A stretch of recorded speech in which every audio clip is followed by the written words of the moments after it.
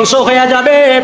ওয়ায়াবকা ওয়াজহু রাব্বিকা যুল জালালি ওয়াল ইকরাম, শুধুমাত্র একজন থেকে যাবে, পৃথিবী ধ্বংস হয়ে যাবে, একজন থেকে যাবে, জবান খুলে বলেন না তিনি কে? আল্লাহ থেকে যাবে। এই জন্য আল্লাহ বলে, বান্দা আমি আল্লাহ একদিন সব কিছু ধ্বংস করে দিব। এই ধ্বংস করার আগেও বান্দার জীবনে একটাও ধ্বংস আছে। হায় রে বাবা, মসজিদে যখন মুয়াজ্জিন ইমাম যখন মসজিদের মাইকের মধ্যে যখন শুধুমাত্র বলে একটি সুখ সংবাদ, অটোমেটিক জবান থেকে বের হয়ে যায়, ইন্না লিল্লাহি ওয়া ইন্না ইলাইহি রাজিউন। মসজিদে যখন শুধুমাত্র মুয়াজ্জিন বলে একটি সুখ সংবাদ, সুখ সংবাদ বলতে দেরি নাই, জবান দিয়া বের হয়ে যায় ইন্না লিল্লাহি ওয়া ইন্না ইলাইহি রাজিউন। এই দিক দিয়া ও বাবা, কুল্লু মান আলাইহা ফান, এই যে আপনার জীবনেরও সব কিছু একবারে শেষ হয়ে গেল, আপনার থেকে নিঃশ্বাসটা বের হয়ে গেল। হায় রে, মরণটা কেমন ভাবে মরণ হয়ে যাবে, নিঃশ্বাস বাহির হয়ে গেল। হায় রে, মানুষ কেন বুঝে না? তো চোখ ছাড়া বিছানার মধ্যে ঘুমাইতে পারে না, চোখের মধ্যে ঘুমাইলে কাটের কারণে পিঠটা ব্যথা করে, অথচ যখন নিঃশ্বাসটা বাইর হয়ে যায়, দেহটা মসজিদের খাটের মধ্যে শোয়া দেয়, বিছে তো তোষক তো দূরের কথা, একটা চাদরও দেয় না, কাঠের খাটের মধ্যে শোয়া দেয়, স্টিলের খাটের মধ্যে শোয়া দেয়। এত ব্যথা দুনিয়ার মানুষগুলো উপলব্ধি করতে পারে না। সব কিছু শেষ হয়ে গেল, লাশটা চাইলো একবারে নাড়াচাড়া করতে পারে না। কেউ ধরে, কেউ মাথার দিক দিয়া ধরে, কেউ পায়ের দিক দিয়া ধরে, যদি কোনো দাগ দিয়ে যদি ব্যথাও পায়, চিৎকার মাইরা বলতে পারে না, হায় রে আমার এমন জোরে ধরিস না, আমার শরীরের মধ্যে আমি ব্যথা পাই। কথা বলেন ঠিক কিনা বলেন?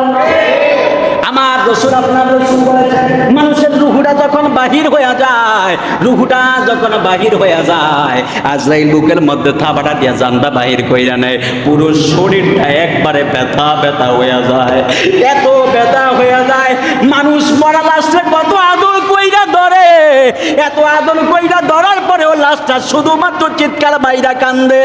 হায় রে, ডাক দিয়া কয়, জগতের মানুষ, আমার দেহটা এমন জোরে চাপ দিস না, আমারে ঘর থেকে বাহির করস, এত ভয়ঙ্কর ভাবে আমারে বাহির করিস না, একটু আস্তে ধর। কত আদর কইরা, দুলার মতো কোলে কইরা আদর কইরা ঘর থেকে বাহির করেন, অথচ লাশটা ডাক দিয়া বলে, আমার পুরো শরীরটা ব্যথা, এত সত্যভাবে আমারে ঘর থেকে বাহির করিস না। জোরে বলেন আল্লাহু আকবার। এমন ভাবে বাহির করলেন, বাহির কইরা খাটের মধ্যে শোয়া দিলেন, লাশটা ডাক দিয়া কয়, হায় রে আমার নিচে কিছু বিছায়া দিলি না, এমনি তো আজরাইল আমার রুহুটা বাহির কইরা নিল, সব কিছু আমার শেষ হয়ে গেল, আমার শরীরটা এত ব্যথা, নিচে তো কিছুই দিলি না। হায় রে, এমন ভাবে সাজায়া দুলা বানায়া দিল। তারপরে কেউ দৌড় দিয়া চলে যায় কাফনে কাপড় কেনার জন্য, কেউ চলে যায় একবারে বাঁশ কাটার জন্য, কেউ চলে যায় গরম পানি করার জন্য। আল্লাহু আকবার বলেন না? এই জন্য যুবক ভাইয়েরা আমার, মুরব্বী বাবারা, গরম পানি বড়ই পাতা দিয়া গরম পানি কইরা দিল, হাতটা দিয়া একবারে শুধুমাত্র পানিটা চেক দেয়, পানিটা গরম কম না বেশি। কথা বলেন ঠিক কিনা বলেন? পানিটা একটা চেক দেয়, পানিটা গরম কম না বেশি। একজন কয় গরম, কয় তাহলে আর জাল দিস না, একটু পানিটা ঠান্ডা হোক, কুমকুম গরম হোক। আরে যেই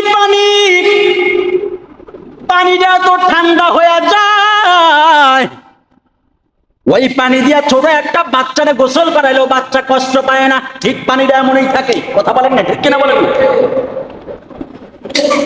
অথচ এই হালকা ঠান্ডা পানিটা যখন মুদ্দারের গায়ের মধ্যে দেয়, মুদ্দার ডাক দিয়া কয়, হায় রে, এত নিষ্ঠুর মানুষ হয়ে গেলি, এত গরম পানিটা আমার গায়ের মধ্যে দিলি, তোরা কি জানোস না আমার পুরো শরীরটা একবারে ব্যথা, এই শরীরটার মধ্যে কত অত্যাচার হইল, আজরাইল আমার জানটা নিয়ে গেল, আমার পুরো শরীরটা ব্যথা, নিচে কিছুই দিলি না, খাটের মধ্যে শোয়া দিলি, এখন আবার আমার গায়ের মধ্যে এত গরম পানি দিয়া দিলি, এই পানি আমার আর সহ্য হয় না, এত গরম পানি আমারে দিস না, অথচ দুনিয়ার মানুষের কাছে পানিটা হলো একবারে সামান্য ঠান্ডা পানি।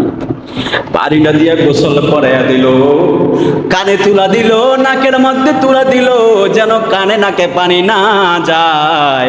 মানুষটা ডাক দেয়া কয়, এত আদর এত যত্ন করস, আমারে কি আর রাখবি নি? না না, পৃথিবীর মানুষ আর একটা সেকেন্ডও রাখতে চায় না।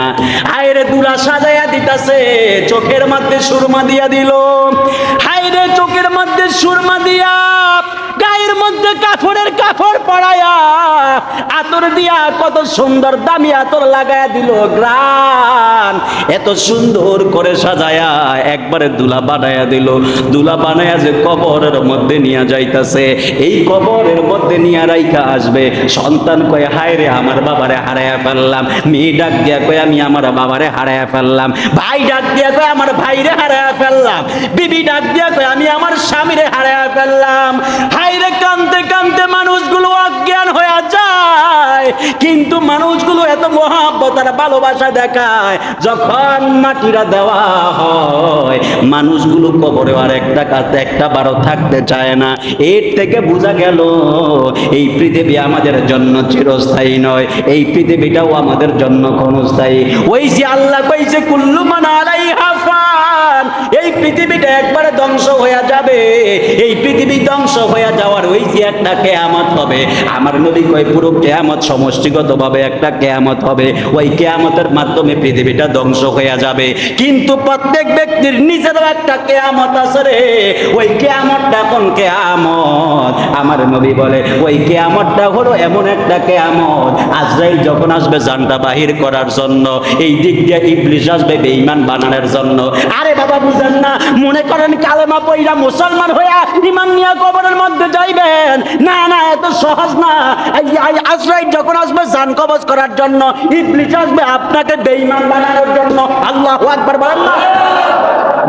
অবস্থাটা বুঝেন না? অবস্থা